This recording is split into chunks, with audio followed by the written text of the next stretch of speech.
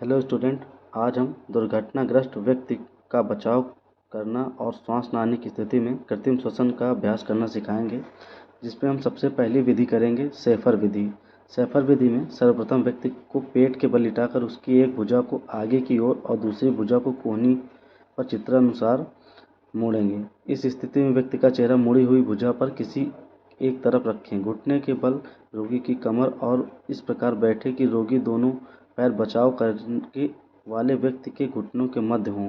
इसके साथ ही दोनों हाथों को पीड़ित व्यक्ति की कमर पर इस प्रकार रखें कि चारों अंगुलियां चिपकी रहें और हाथों के अंगूठे स्पर्श करते रहें।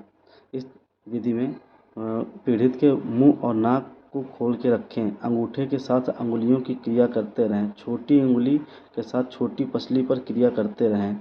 शरीर का भार हाथ की हथेली पर डालें और कोहनी सीधी एवं भुजा लंबवत होनी चाहिए। इस प्रक्रिया को तब तक दोहराएं जब तक पीड़ित व्यक्ति पूर्व की भांति प्राकृतिक रूप से सांस न लेने लग जाए। अगली विधि है सिल्वेस्टर विधि। इस विधि में सर्वप्रथम पीड़ित व्यक्ति को चित अवस्था में लिटाएं। सिर की ओर बैठकर व्यक्ति के हाथों को अपने हाथों में लेकर ऊपर उठाएं और फिर धीरे धीरे हाथों को मोड़कर छाती पर लाएं। हाथों पर अपना भार डालें और 2-3 सेकंड के पश्चात हाथों को हटाकर पूर्व स्थिति में ले आएं। यह क्रिया 1 मिनट में 10 से 12 बार लगातार कम से कम 1 घंटे तक करें। अगली विधि है मुंह से मुंह विधि, माउथ टू माउथ मेथड। इस विधि में सर्वप्रथम व्यक्ति को पीठ के बल लिटाकर उसके कंधे के नीचे कपड़े का रोल अथवा तकिया इस प्रकार रखें कि पीड़ित व्यक्ति का सिर पीछे की तरफ नीचे की ओर झुका रहे। एक गहरी सांस लेकर अपने मुंह को पीड़ित व्यक्ति के मुंह पर इस प्रकार रखें कि यह एक वायु अवरुद्ध संपर्क बनाए। इसके पश्चात पीड़ित व्यक्ति की नाक को अंगूठे तथा तर्जनी उंगली के माध्यम से बंद कर दें। यह करने से पहले आप एक साफ कपड़ा लेकर माउथ टू माउथ विधि कर सकते हैं। अगली विधि है मुंह से नाक विधि, माउथ टू नोज मेथड। इसमें रोगी को पीठ के बल चित लिटाएं। रोगी का मुंह खोलें और उसका गला, नाक व मुंह साफ करें। स्वच्छ वायु की लंबी सांस लें और रोगी की नाक पर मुंह ले जाकर नाक में तेजी से वायु भरें। रोगी का मुंह बंद कर दें। अब वह मुंह रोगी के मुंह पर से हटाएं जिससे रोगी के अंदर की वायु बाहर निकल जाए।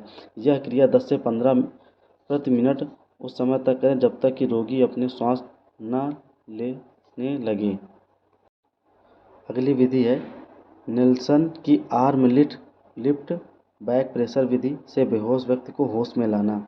इस विधि में बेहोश व्यक्ति को उल्टा लिटाकर उसके हाथ मुड़े हों और एक हथेली पर दूसरा हाथ हो और सिर हथेली के ऊपर हो। अपना एक घुटना या दोनों घुटने बेहोश व्यक्ति के हाथ के पास टेक दें। अपने हाथ बेहोश व्यक्ति के पीछे पर बगल की सीध पर रखें जिससे कि अनुसार उसकी उंगलियां नीचे की ओर बाहर की ओर खुली हों।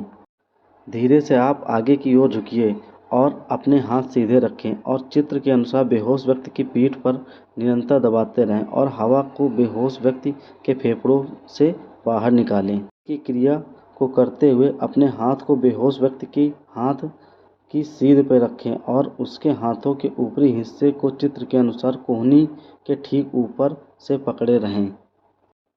जैसे ही आप पीछे की ओर झुकने लगें, चित्र के अनुसार बेहोश व्यक्ति की बाहों को तब तक अपनी ओर खींचें जब तक आप अपने कंधों के खिंचाव के अनुभव करें। इस प्रक्रिया को पूरी करने के लिए बेहोश व्यक्ति के बाजुओं के नीचे करें और अपने हाथों को पहले वाली स्थिति में घुमाएं। जब तक वह पूर्ण रूप से होश में ना आ जाए उसे इस प्रकार के तनाव दें। अगली विधि है जिसमें हम कार्डियक अरेस्ट से पीड़ित व्यक्ति को होश में लाएंगे।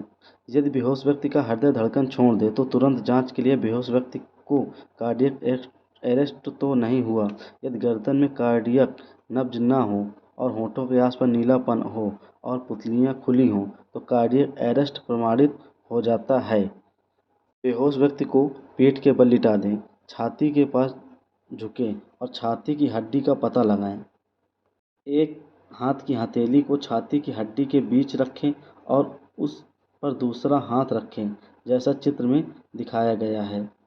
अपने बाजू को सीधा रखते हुए छाती की हड्डी के नीचे जोर से दबाएं और दबाव कम करें। पाँचवें चरण को प्रति सेकंड 1 के हिसाब से कम 15 बार दोहराएं। फिर से बेहोश व्यक्ति को मुंह से 2 बार सांस दें। हृदय दबाव को 15वां बार दोहराएं। इसके पश्चात मुंह से मुंह श्वसन प्रक्रिया को 2-2 सांस देते रहें। इस विधि को दोहराते रहें और बार बार नब्ज की जांच करते रहें। चित्र के अनुसार पीड़ित व्यक्ति को रिकवरी की स्थिति में रखें, उसे गर्म रखें और तुरंत चिकित्सा का प्रबंधन करें।